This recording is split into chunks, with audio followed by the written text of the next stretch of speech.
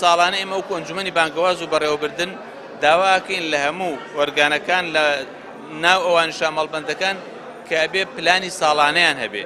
پلانی ساڵانە بریتە لەوەی کەواوکو ئەو ئۆرگانە دیاری بکە بۆ خۆی ئێوێ لە ساڵی داهاتوودا چی بکە، لە چەند بوارە کار بکە، ئەو ویشانە چین ئێوێ ئەنجامیان بدە. ئێمە هەوڵ دەین لەگەڵ ئەوانە بە هاوکاری مەڵبەندەکان پلانێکی چاک و گونجاو لەگەڵ هەلومەرجی کوردستان و کۆمەڵی ئیسلامی و ئیمکاناتی کۆمەڵی ئیسلامیە بگونجێ پلانێکی ئاوا دابنێن. ئێمەش لەگەڵیانە هاوکارە بین بۆ جێبەجێکردنی خاڵەکان کە لە پلانەکەیانە هاتووە کە بەڕاستی ئێمە زیاتر ئەمانەوێ برایانمان لە مەڵبەندەکانە وەک باسمان کردو بۆیان لە پلانەکە تەرکیز بکەنە سەر جانبی پەروەردە و بانگەواز و چوونە ناو خەڵکەوە و ئاشناکردنی خەڵک بە ئاینی پیرۆزی ئیسلام و زیاتر گەیاندنی پەیامەکانی ئیسلام بە خەڵکی موسڵمانی کوردستان.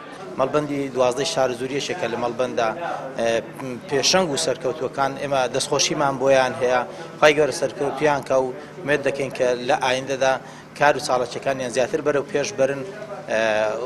ئێمەش بە هەموو شێوێک لە سەرکردایەتی کۆمەڵی ئیسلامی پشتیوانی هەوڵ و کۆشش و ماندبوونەکانیان دەکەین و ئەم زۆرە ئاهەنگانە بە پێویست دەزانین بەستی ڕێزلێنان لە کۆششی ئەندامان دیارە ئەوەش دەبێتە هۆی زیاتر هاندان و